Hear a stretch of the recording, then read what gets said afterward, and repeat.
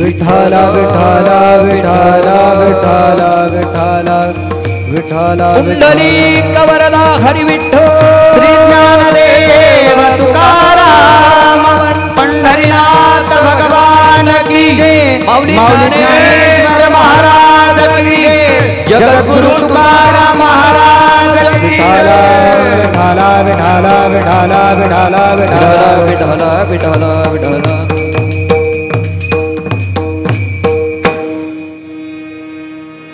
रविदीप हिरा दाविती देखणे अदृश्य दर्शने संतांची या त्यांचा महिमा काय वर्णमी पामर नकळे तो साचार ब्रह्मादिका. प्रस्तुत प्राप्त प्रसंगी सेवेकरता घेतलेला अभंग जगद्गुरु जगन्मान्य संत तुकाराम महाराजांचा 6 चरणांचा अभंग आहे. आज या ठिकाणी साधना संगीत क्लासेसच्या निमित्ताने असलेली ही कीर्तन सेवा कीर्तन महोत्सव आहे आणि त्यामध्ये असणारी ही पहिलीच कीर्तन सेवा माऊलींच्या ज्ञानेश्वरीच्या जयंतीच्या निमित्ताने असलेली ही कीर्तन सेवा आहे. त्या निमित्ताने असलेली कीर्तन सेवा आहे आणि यामध्ये वेळ खूप थोडा आहे.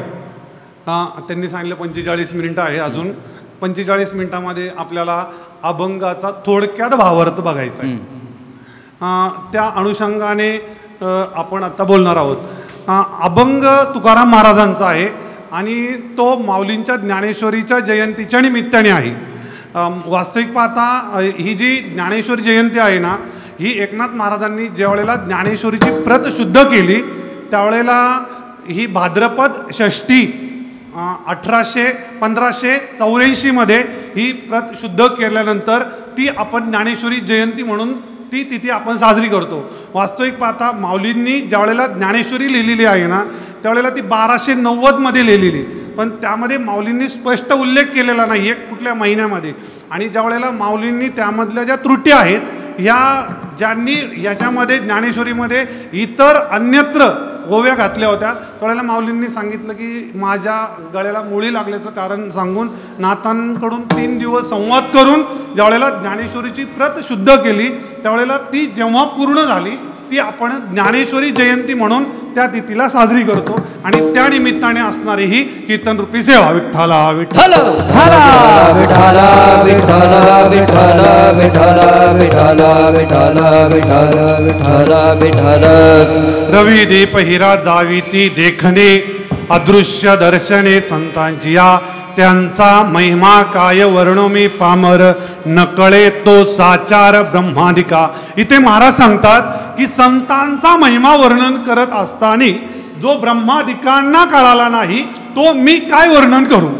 वर्णन केल्यानंतर वर्णन केलंय महाराजांनी वर्णन केलंय आणि वर्णन केल्यानंतर सांगतात की मी काय वर्णन करू. काय वर्णन करू म्हणजे इथं षष्टी नाहीये, इथं अर्थवाद आहे. म्हणजे इथं ज्यावेळेला अर्थ वेगळा सांगितला जातो म्हणजे मी वर्णन काय करू. अदृश्य स्वरूप आहे, ज्यांनी अदृश्य स्वरूपाचं दर्शन करून दिलं त्यांचा महिमा मी काय वर्णन करू जो ब्रह्मादिकांना वर्णन करता नाही आला. म्हणजे ब्रह्मादिकांना जेवढ्या अंशामध्ये वर्णन करायचा तितक्या अंशात वर्णन करता नाही आला तो मी काय वर्णन करू.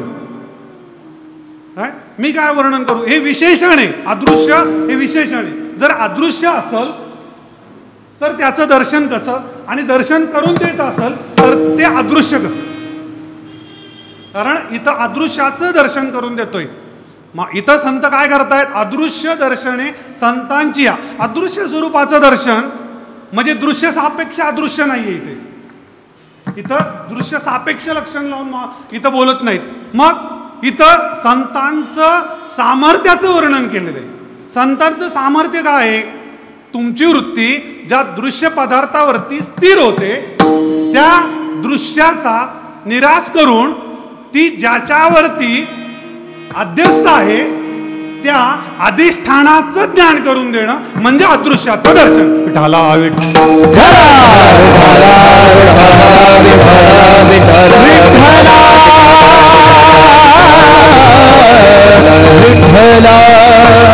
इथे महाराज सांगतात रवी दीप हिरा दाविती देखणे.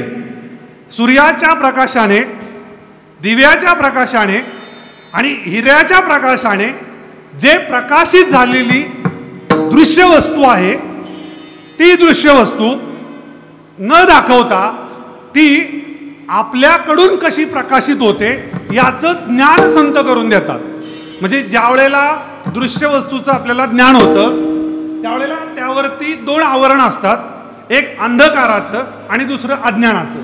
अंधकाराचं आवरण दूर करण्यासाठी सूर्याच्या लौकिक प्रकाशाची आवश्यकता आहे, परंतु अज्ञानाचं आवरण करण्यासाठी चिदाभासाची आवश्यकता आहे. म्हणजे चिदाभास्यत्वम म्हणजे चिदाभासाकडून ती प्रकाशित झालेली असते. चिदाभास ज्याच्या सत्तेवरती कार्य करतो ते परमात्म स्वरूप आहे. म्हणून अदृश्य हा परमात्म वाचक शब्द आहे आणि त्या परमात्म्याचं यथार्थ ज्ञान करून देणारे संत आहेत. म्हणून त्यांचा महिमा मी काय वर्णन करू. विठ्ठल विठ्ठल विठ्ठल विठ्ठल विठ्ठल विठ्ठल विठ्ठल.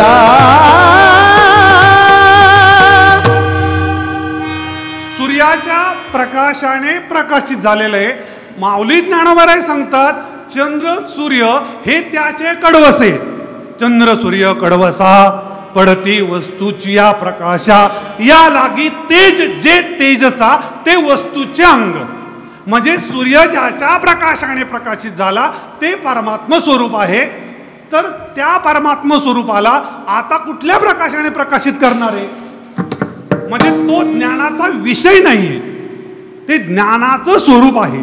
ज्ञान जे तुले दावी ते तुली वस्तूची आगवी ते देखावे ऐसी व्हावी बुद्धी चोख.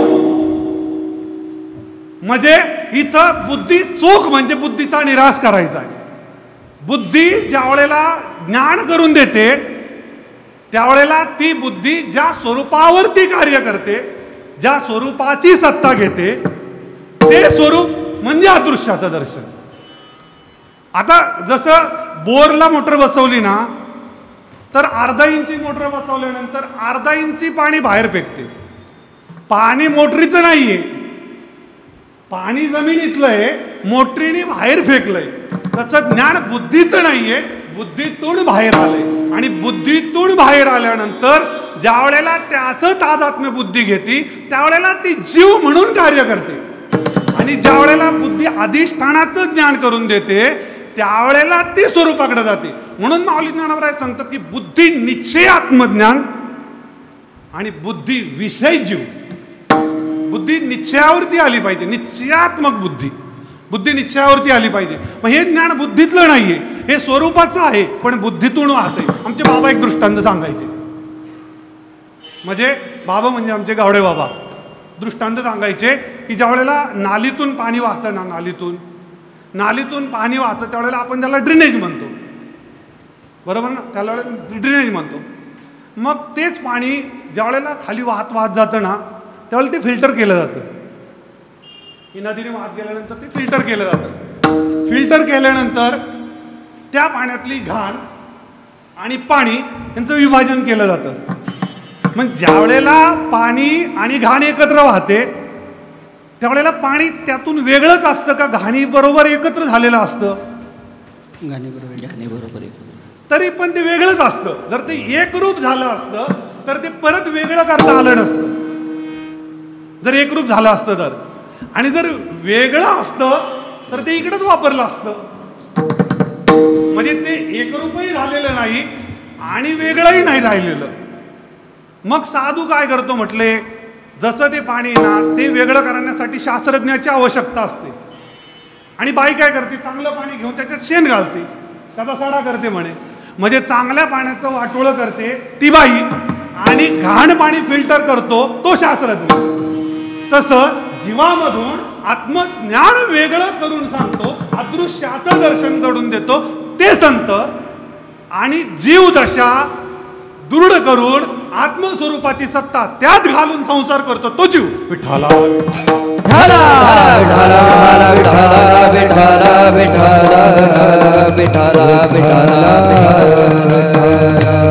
मग ते अदृश्य स्वरूप आणि त्याचं दर्शन करून देणारे संत. मग हा अदृश्य शब्द इथे का वापरला? कारण अदृश्य शब्दाचा अर्थ कुठल्याही प्रमाणाने जे सिद्ध होत नाही ते अदृश्य. म्हणजे जिथं कुठलंही प्रमाण लागत नाही. न तद्भास येते सूर्यो न शशांको न पावक. म्हणजे सूर्याच्या प्रकाशाने ते प्रकाशले जात नाही. न तद्भास येते सूर्य. सूर्य म्हणजे वाणीची देवता आहे. सूर्य काय आहे? वाणीची देवता आहे, नेत्राची देवता आहे. सॉरी, नेत्राची देवता आहे. आणि नेत्र हा प्रत्यक्ष प्रमाणाचा विषय आणि परमात्मा स्वरूप प्रत्यक्ष प्रमाणामध्ये बसत नाही. आणि नेत्र ही प्रत्यक्ष प्रमाणाचा विषय. मग डोळ्यांनी जे दाखवलं ते आपल्याला प्रत्यक्ष दिसतं. आणि सूर्य हा नेत्राची देवता आहे. इंद्रियांच्या अधिष्ठात्री देवता असतात, माऊली ज्ञानोबराय सांगतात. त्या अधिष्ठात्री देवताच्या मार्फत आपल्याला वस्तूचं ज्ञान होतं. इंद्रिय हे त्याचं वाहक आहे, वाहक. म्हणजे इंद्रियांच्या अधिष्ठात्री देवतेमुळं त्या इंद्रियातून ती वस्तू आपल्याला दिसते. जसं चालतो पायानेच पण आधार काठीचा घेतलाय, तसा इथे त्याने आधार घेतलेला असतो इंद्रिय अधिष्ठात्री देवतांचा. इंद्रियांच्या अधिष्ठात्री देवता 3ऱ्या अध्यायामध्ये विषय आलेला आहे. ते येणे करून समजता परितोषी होईन देवता तरी ते तुम्हा इस्पिता अर्थाते देती. ज्यावेळेला इंद्रियांच्या अधिष्ठात्री देवता तुमच्यावरती प्रसन्न असतील ते तर तुम्ही जे करू म्हणाल ते आपैसे सिद्धी जाईल, वांछितही पुरेल मानसीची. म्हणजे त्यावेळेला तुमच्यावरती त्या प्रसन्न असतील त्यावेळेला तुम्हाला एखाद्या विषयाचं ज्ञान होतं. मग इथे ज्या वेळेला नेत्राची अधिष्ठात्री देवता सूर्य आहे आणि नेत्र प्रत्यक्ष प्रमाणाचा विषय आहे, म्हणून डोळ्याने आपल्याला परमात्मा स्वरूपाचं ज्ञान होत नाही. माऊली ज्ञानोबराय सांगतात. इथं परमात्मा अर्जुनाला सांगतो न तद्भास येते सूर्य न शशांको. शशांको म्हणजे चंद्र. चंद्र ही मनाची देवता आहे, मनाची देवता आहे. मन काय करतं? संकल्प विकल्प करतं. मन संकल्प विकल्प करतं. आणि परमात्मा हा संकल्प विकल्पाचा विषय नाहीये, अनुमान प्रमाणाचा विषय आहे का? नाही ना. मन काय करतं? संकल्प विकल्प करतं. म्हणून तो न तद्भास येते सूर्य न शशांको न पावक. पावक म्हणजे अग्नी. अग्नी ही वाचेची देवता आहे आणि वाचेनी शब्द बोलला जातो आणि परमात्मा शब्द प्रमाणात बसत नाही. म्हणून न तद्भास येते सूर्य न शशांको न पावक. म्हणजे कोणाही प्रमाणा ओनादे, म्हणजे कुठल्याही प्रमाणामध्ये जो बसत नाही ते परमात्मा स्वरूप. मग तिथं हा जो लौकिक प्रकाश आहे त्याने तो काय प्रकाश म्हणवणार? मग ते ज्याच्यावरती प्रकाशित झालेलं आहे त्याचं दर्शन करून देणं म्हणजे अदृश्य स्वरूपाचं दर्शन हे अभंगाच्या प्रथम चरणासाठी. जगद्गुरु तुकाराम महाराज सांगतात अदृश्य स्वरूपाचं दर्शन. आता दर्शन म्हटलं की तिथं द्रष्टा आला, द्रष्टा आला. माऊली ज्ञानोबराय सांगतात हा जो द्रष्टा आहे ना हा दृश्य सापेक्ष द्रष्टा नाही. काय तैसे द्रष्टा दृश्य हे जाय, मग कोण म्हणे काय आहे हेचे अनुभवी तेच पाहे तेची रूप. ह्याचाच अनुभव घ्यायचा की द्रष्टा आणि दृश्य ह्या त्रिपुटी विरहित, या त्रिपुटीचं ज्याने प्रकाशन केलेलं आहे ते परमात्मा स्वरूप. त्याला जर नाही म्हणायचं, नाही म्हणू जाईजे तर विश्वाकार देखीजे आणि विश्वचाईचे म्हणजे तर हे माया. त्या स्वरूपावरती जिने आवरण आणलं ती माया. नाही म्हणायला जावं तर प्रत्यक्ष दिसतं, आहे म्हणायला जावं तर विचारिताने रसले. ते प्रपंच सहज सांडवले मग तत्वता तत्व उरले ज्ञानी असी. म्हणजे नाही म्हणायला जावं तर प्रत्यक्ष दिसतंय, आहे म्हणायला जावं तर वाद होतोय. मग आती नाती हे बोली देखोणी मुखी झाली विचारेची मोडली वाट. तैसी भांड घट शरावी तदाकार असे पृथ्वी तैसे सर्व होण्या सर्वे असे वस्तू. त्याला नाही म्हणायला जावं तर दिसतंय, आहे म्हणायला जावं तर वाद होतोय. कारण तू आहे म्हणतो हे तुझ्या कल्पनेतलं आहे आणि तू ज्याच्यावरती तुझी कल्पना केली ते त्याचं स्वरूप. नाही आणि असे हे कल्पनेची निसौरसे, कल्पना लोपे भ्रंशे कल्पनेची सवय होय. नाही म्हटलं तर तुझी कल्पना आहे म्हटलं तर कल्पना आहे, नाही म्हटलं तर तुझ्या कल्पनेने तुला प्रत्यक्ष दिसतंय. नाही कसं म्हणायचं? संसार खोटा आहे म्हटलं तर खोटं कसं काय म्हणावं? आम्हाला तर एवढा कुथवतोय. आणि खरं आहे म्हणावं तर आमच्या हातातून निष्ठच चाललाय. खरा म्हणावा तर निष्ठ चाललाय ना. हे कमार तो असे मग तारुण्य ते भ्रंशे परी देहाची हान नासे. कौमारत्व संपलं, तारुण्यामध्ये भ्रंशलं, तारुण्य संपलं, वृद्धावस्थेमध्ये भ्रंशलं, प्रत्यक्ष दिसतंय. हे ज्याच्यावरती तैचे चैतन्याच्या ठाई गे शरीरांतरी आले गेली पायी आईचे जाणे तया नाही व्यामोह दुःख. त्या चैतन्य स्वरूपावरती हे येतं जातं. त्या चैतन्य स्वरूपाचं ज्ञान म्हणजे अदृश्याचं दर्शन.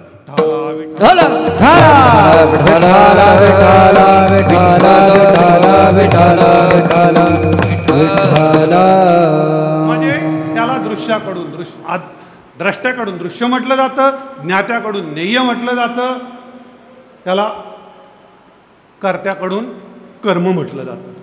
वस्तू एकच आहे, त्रिपुटी बदलते. फक्त त्रिपुटी बदलते. जो साक्षी होता तो कर्ता झाला, मौलिक ज्ञानोबराय सांगतात. जो कर्ता होता तो भोक्ता झाला. तुला साक्षीत्व करायला शिकवतात म्हणजे अदृश्याचं दर्शन करून देतात. साक्षी करायचे ते तुम्ही मग पाहता म्हणे साक्षी मी अकर्ता. हे गुणची क्रिया जाता नियोजित. हे गुण क्रिया जाते. हे गुणाचं आहे, हे माझं नाहीये, हे प्रकृतीचं आहे. ही प्रकृती गुणमयी आहे आणि हे प्रकृतीचे धर्म आहेत आणि ते मी माझ्यावर लादून घेतले म्हणून मला त्याचं दर्शन नाही. ते संत करून देतात. जे प्रमाणाने मोजलं जातं ना ते प्रमेय असतं. ज्याला प्रमाण लागत नाही ना ते आपलं स्वरूप असतं. म्हणजे त्याला प्रमाण नाही लागत. बघा तुम्ही, एक किलोनी मोजलं म्हणून किलोभर झालं, प्रमाण लागलं ना. आदुलीने मोजलं म्हणून आदुलीभर झालं, बरोबर ना. धान्य आदुलीभर आहे का आधुलीत मोजलं म्हणून आदुली झालं? आधुलीत मोजलं म्हणून आदुलीभर झालं. म्हणजे बाबा सांगायचे आदुलीत आहे पण आदुलीभर नाही. असं काय? आदुलीत आहे म्हणायचे पण आदुलीभर नाही येते. असं काय? मध्ये सांगायचे हे सोनाराच्या घरचं आहे. म्हणजे खूप बारीक आहे.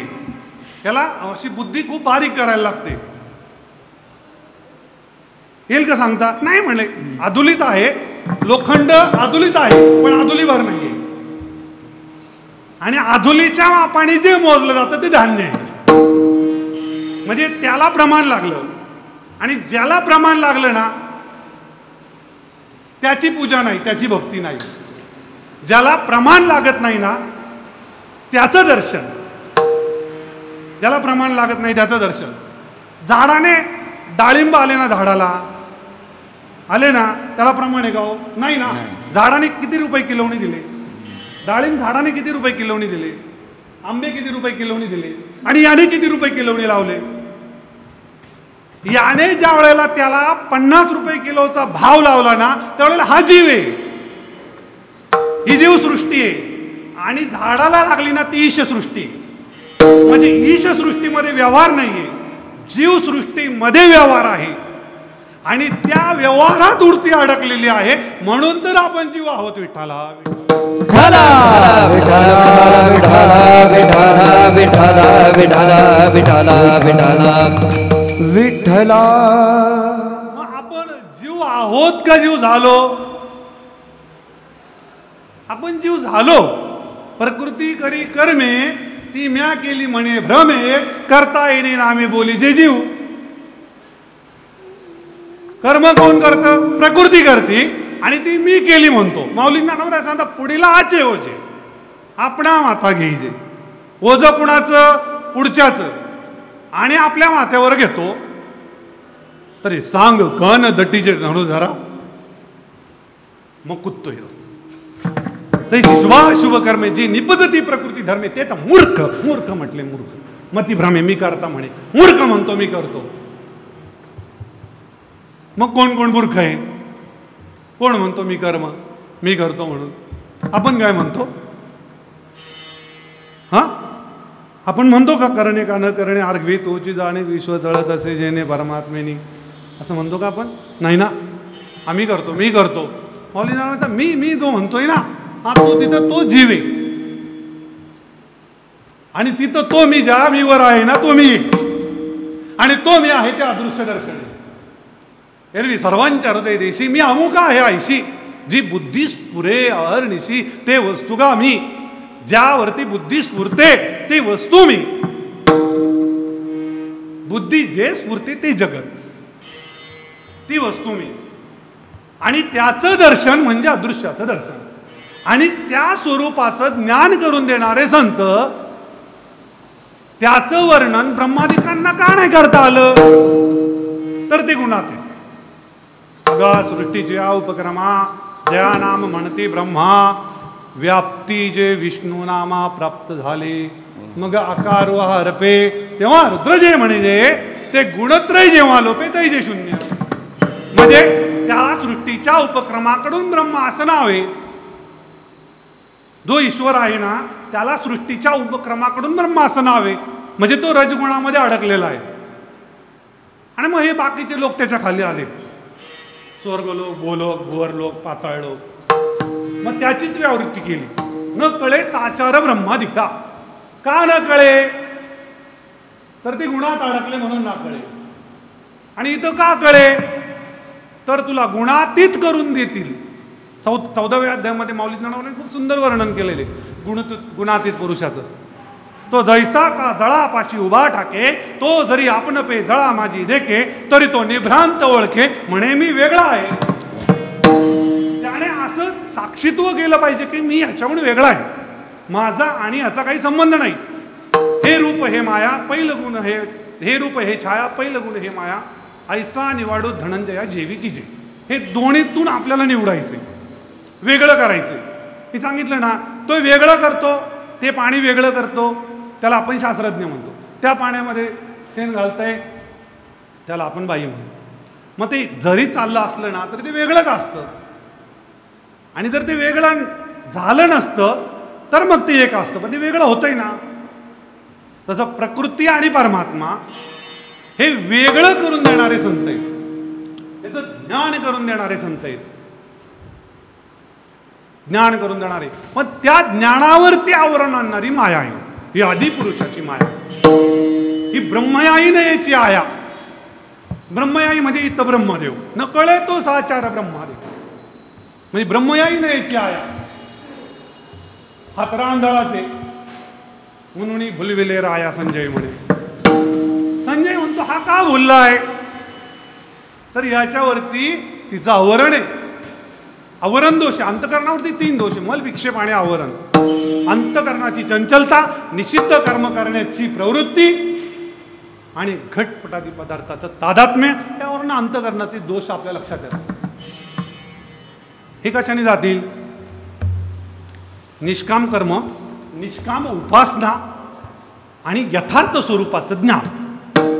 निष्काम कर्म केलं मल जाईल, निष्काम उपासना केला विक्षेप जाईल, आणि दोन्ही गेल्यानंतर यथार्थ स्वरूपाचं ज्ञान श्री गुरुच्या मार्फत झाल्यानंतर आवरण जाईल. आणि ते ज्ञान करून देणं म्हणजे अदृश्याचं दर्शन.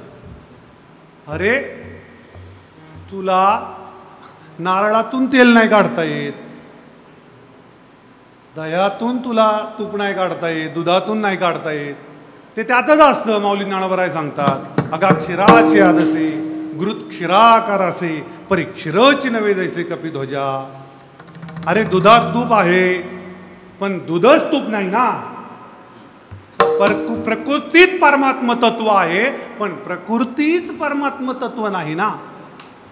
काढावं लागेल ना, वेगळं वेगळं काढावं लागेल. हे बघा, नारळामध्ये तेल आहे की नाही, पण कोणत्या नारळात आहे? शाळेत आहे का? अहो ते वल्ल आपण नारळ पाणी पितो ना, त्यात तेल आहे का? तेल लागतं का पाणी लागतं पिल्यावर? पाणी. ते नारळ पिल्यावर पाणी लागतंय ना, बरोबर ना. मग त्याला काय करावं लागेल? ते नारळ परिपक्व व्हावं लागेल. परिपक्व झाल्यानंतर त्यामध्ये खोबरं आहे का पाणी आहे? म्हणजे वल्ल खोबरं आहे का पाणी आहे? खोबरं आहे, बरोबर ना. ते खोबरं जर आपण किसलं तर त्याचा चोथा होतो का तेल येतं? चोथा होतो, ते वल्ल आहे ना. मग त्या खोबऱ्याने त्या नारळाला आतल्या आतच सोडायचं का बाहेर आल्यावर? त्या खोबऱ्याने त्या नारळाला आतल्या आत सोडायचं की फोडल्यावर सोडायचं? फोडल्यावर सोडल्यावर गुरा येतो आणि आतल्या आत सोडल्यावर तेल निघतं. मग आतल्या आत सोडायचं. आतल्या आत सोडलं की ते गडगड करतं, गडगड करतं, बरोबर ना. मग गडगड केलं की समजायचं याने त्याला सोडलं. काय आपलं गडगड करतंय का चिकटलंय प्या, आपलं पावन होतं पावन. काय अरे नासलं त्याला आपण पावन झालं म्हणतो, आणि चांगलं असेल त्यावेळेला तुटके वाटून घेऊन खातो. ओ ह्या चॅनलला आहे ना अशी महाराज लोकांचे मी कीर्तन ऐकले ना, एक म्हटलं मी ज्ञानेश्वरी वाचली नाही, मी हरिपाठ वाचला नाही, मी भागवत वाचलं नाही, मी गाथा वाचली नाही, आणि मी 1700 कीर्तन केले. कसे काय केले बाबा? म्हणजे काय काय बोलला काय तू? आणि तुला कीर्तन दिले कोणी 1700? मग देणारा होता कोण? काय पण बोलता तो 1700 कीर्तन केले. आता मला खूप आमचे म्हणजे गुरुवर आहे ना त्याला खूप वाईट दृष्टांत देतात. मी तेवढं वाईट सांगत नाही, कारण आपण बघा ते म्हणे मी लग्न केलं नाही, मी नांदायला गेले नाही, काय पण मला पोरं झाली असतील, तुला मुलं झाली असतील पण ती मान्य नसतील. तर तू परमार्थ केला असल, कीर्तन केलं असल, पण ते माऊली ज्ञानोबारायांना मान्य आहे का हे तपासून घे एकदा आळंदीत येऊन. विठाला विठाला विठाला विठाला विठाला विठाला विठाला विठाला. मग ते नारळ आहे ना आतल्या आत सोडतं, आणि सोडल्यानंतर आहे ना ते बाहेर फोडलं ना, मग ते जे पक्क झालेलं खोबरं आहे ना त्यातून तेल येतं, तेल बाहेर. कशाचं तेल झालं? अगोदर काय होतं? ओलं होतं तेव्हा पाणी होतं ना, आणि पाण्याचं तेल करण्याचं सामर्थ्य कशामध्ये? त्या वृक्षामध्ये. वृक्षात जर सामर्थ्य हे पाण्याचं तेल करण्याचं, तर प्रकृतीतून ब्रह्म वेगळं करून त्या प्रकृतीला ब्रह्मस्वरूपापर्यंत घेऊन जाण्याचं सामर्थ्य ज्याच्यामध्ये आहे त्यांना संत म्हणतात. विठाला विठाला विठाला विठाला विठाला विठाला विठाला विठाला विठाला. मग हे कशाने होईल? इथं महाराज सांगतात की तापली चंदन निववितो कुडी, त्रिगुण तो काढी संत संग. आपण 3 गुणामध्ये अडकलेलो आहे, आणि ह्या 3 गुणाची प्रकृती. आपल्याला या गुणाच्या बाहेर जाऊन ज्या वेळेला विचार केला जाईल, म्हणजे हे गुण प्रकृतीचे हे आत्मा आत्मा याच्या ठाई देखी जे देहींचे धर्मोद्देही ऐसे देखणे ते पायी आन आहाती आन. म्हणजे हे प्रकृतीचे धर्म आहे आणि मी आत्मस्वरूप आहे. चंदनाने काय केलं म्हटले? माऊली ज्ञानोबा सांगतात, चंदनाची चोळी माझी अंग अंग जाळी. म्हणजे चंदनाची चोळी अंग जाळते, कारण का आतूनच पेटलाय ना. बाहेर चंदन लावून काय बोंब पडल? तो बाहेरचा दाहक शांत करल, पण याची वृत्तीच जर स्थिर नाही तर ती कशाने स्थिर होईल? तर ती ज्ञानाने होईल, आणि ते ज्ञान करून देणारे संत आहेत. म्हणून त्यांचा महिमा काय वर्णन? काय मी काय वर्णन करू? काय म्हणजे मी काय काय वर्णन करू? मी काय वर्णन करू? म्हणजे असं म्हटलं जातं ना, घ्या बाबा घ्या गरीबाची भाजी भाकरी मानून घ्या. जेवण कशाचं असतं? गुलाबजामचं असतं, जिलेबीचं असतं, आणि म्हटलं काय जातं? घ्या ना गरीबाचं मानून घ्या. तसं तुकाराम मला सांगता मी काय वर्णन करू? वर्णन केल्यानंतर म्हणतात मी काय वर्णन करू? माऊलींना एरवी तरी मी मूर्खू, तरी झाला अविवेकू, तरी संत कृपा देतो, सोज्वळ असे. तिथं लक्षांशाने बोलायचे. काय बोलू मी? काय वर्णन करू? आणि तू ऐकण्याकरता तुला गुणातीत व्हावं लागेल. साधू कळण्याकरता अर्ध साधुत्व लागतं अंगी. कीर्तन कळण्याकरता ज्ञानेश्वरी वाचलेली पाहिजे. नुसते डब्यात खडे वाजल्यासारखे गुडगुड वाटतं. काय ज्ञानेश्वरी नाही वाचली तर हे कीर्तन कळायला जर ज्ञानेश्वरीतली ओवी माहितीच नसल, आणि जर कळालंच नाही तर काय कळालं? डोक्यावून गेलं. आमचे बाबा म्हणायचे, अरे तुझ्या डोक्यावून जायला तू काय फुला खाली मरत होता का? डोक्यावून गेलं म्हणजे तू का पुलाखाली उभा होता का? आणि पुलाहून साप गेल्यावर तुला कधी पान लागायचं? तू पुलाखाली उभा राहू नको. तुझ्या डोक्यावरून जातं कसं काय? मग त्याकरता अर्ध साधुत्व पाहिजे म्हणाले. साधू कळण्याकरता जीवाला काय कळतो का साधू? जीवाला नाही कळत.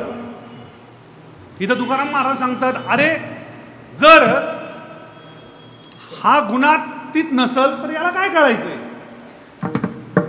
काय माय बाप पिंडे पाळीला माया, जन्म मरण जाया संत संत. आई बापाने मायेनं पाळलं, कृपेने पाळन केलंय. काय सकल तीर्थाचे अधुरे जे का माता पितरे, त्या शरीराशी त्या शरीरे कीर लोण की.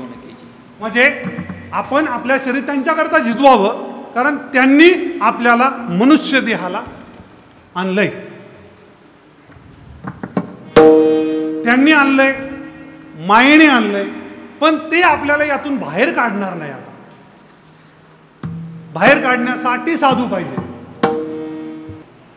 म्हणजे साधू जर निर्विकार असेल त्यावेळेला समाधीमध्ये असेल, आणि ज्यावेळेला वृत्तीवरती असेल त्यावेळेला जग आहे ना हे स्वप्नवत वाटतं, आणि जीव आहे ना गेला तर सुषुप्तीत आणि आला तर जागृतीत.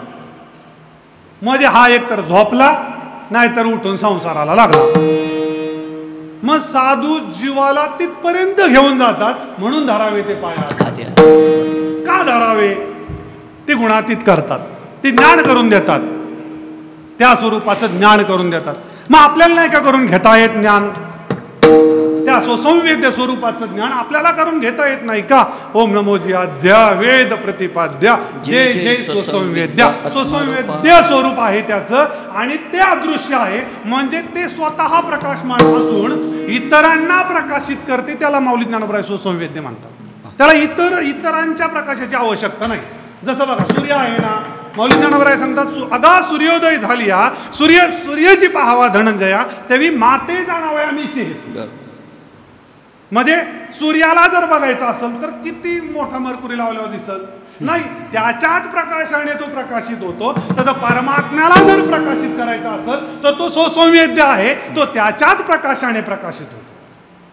आणि त्याचं ज्ञान शब्दाने करून देणारे संत म्हणून वेद प्रतिपाद्य. वेद बौद्ध बोलीला शब्द तुकाची राखीला, विठोबासी शरण जावे निज निष्ठा नाम गावे.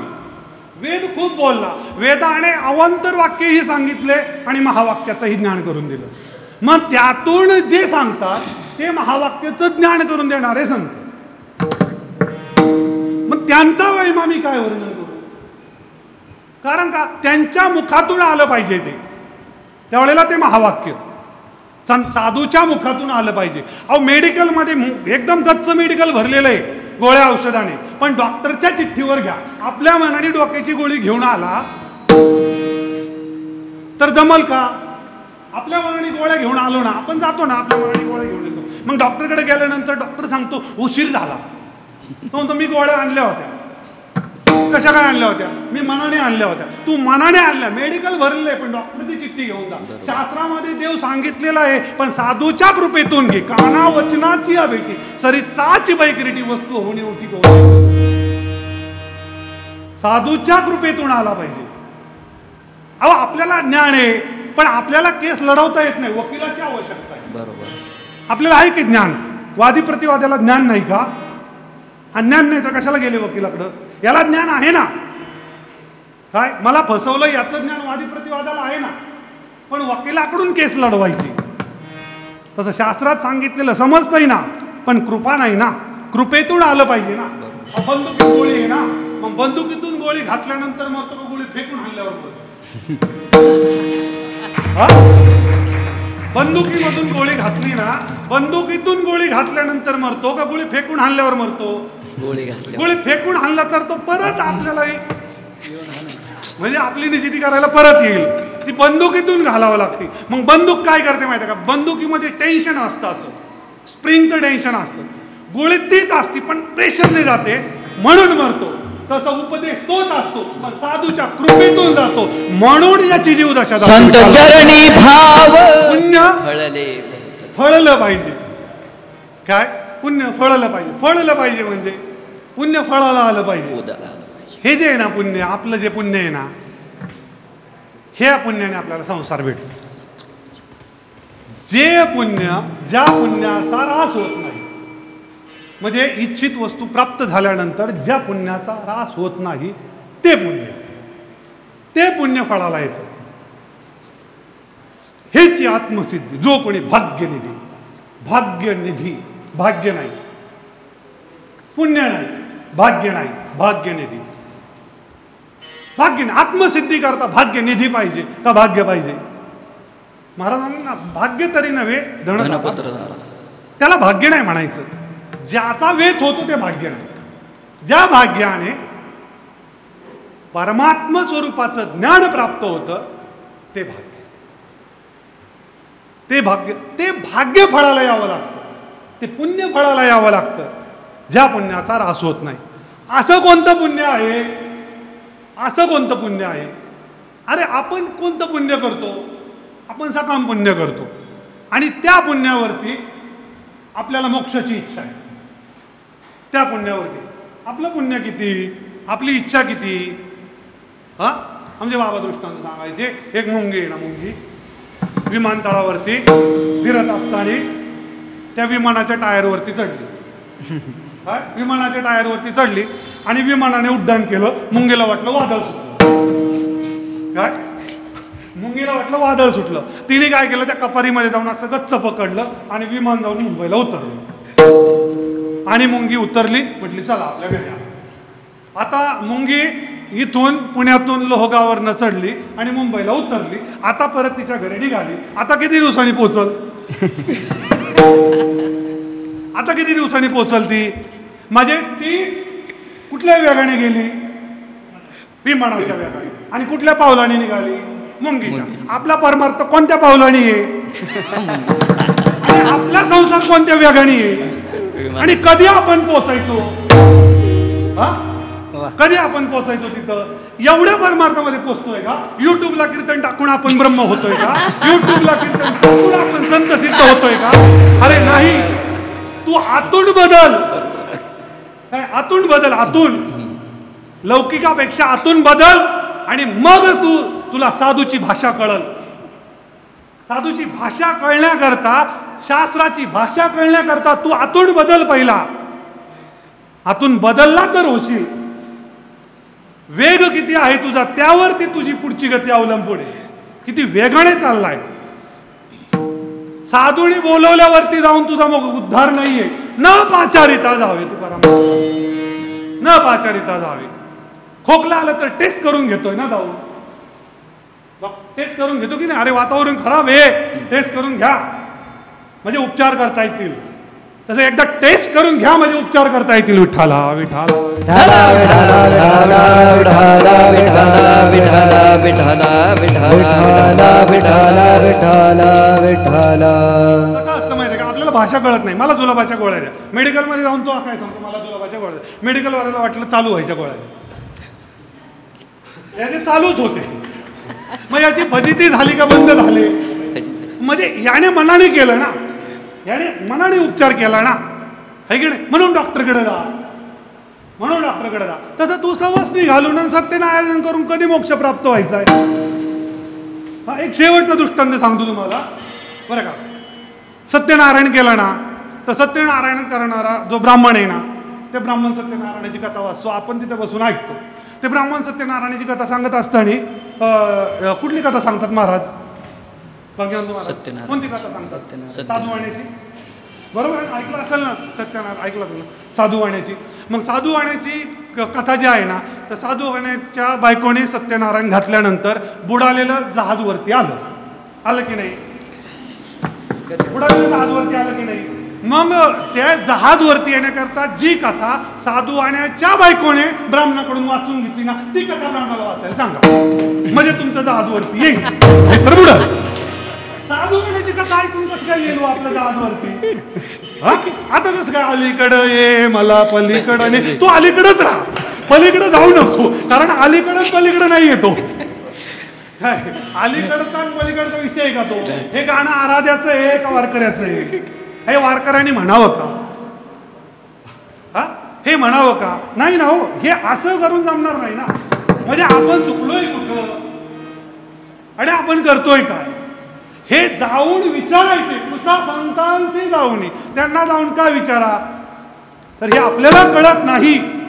देवदेव कसा करावा हे जर अजून कळत नाही तर अदृश्याचं दर्शन खूप लांबे. कुठं राजा भोज, कुठं बंधू विठ्ठला विठ्ठला विठ्ठला विठ्ठला विठ्ठला विठ्ठला विठ्ठला विठ्ठला विठ्ठला विठ्ठला विठ्ठला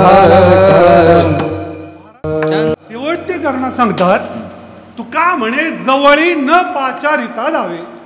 तुला जर तसं वाटत असल तर जा त्यांच्या जवळ जा. ते ज्ञान पैगा बरवे जरी मणी हाती आणावे तरी संताया तरी संताया.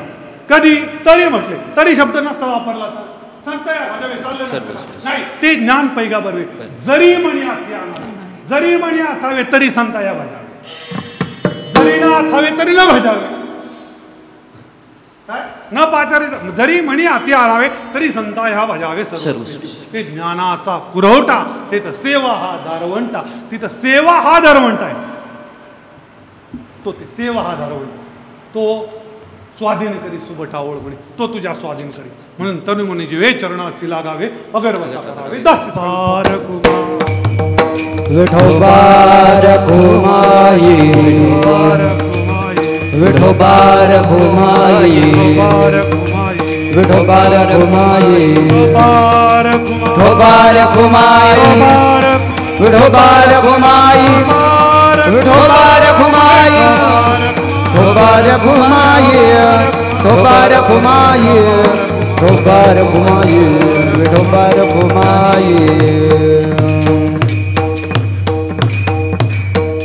म्हणे जवळी न पाचारिता जावे संत चरण भावे गावया. त्यांचा महिमा काय वर्णवी पामर न कळे साचार ब्रह्मादिका. विठ्ठला विठ्ठला विठ्ठला विठ्ठला विठ्ठला विठ्ठला. जय विठ्ठल जय जय ज्ञानेश्वर माऊली. रवी दीप हिरा दाविती दर्शने देखणे अदृश्य दर्शने संतांची या. त्यांचा महिमा काय वर्णू मी पामर न कळे तो साचार ब्रह्मादिका. तापली चंदन निववितो कुडी त्रिगुण तो काढी संत संग. त्यांचा महिमा काय वर्णू मी पामर न कळे तो साचार ब्रह्मादिका. माय बाप पिंडे पाळी आला माया जन्म मरण जाय संत संग.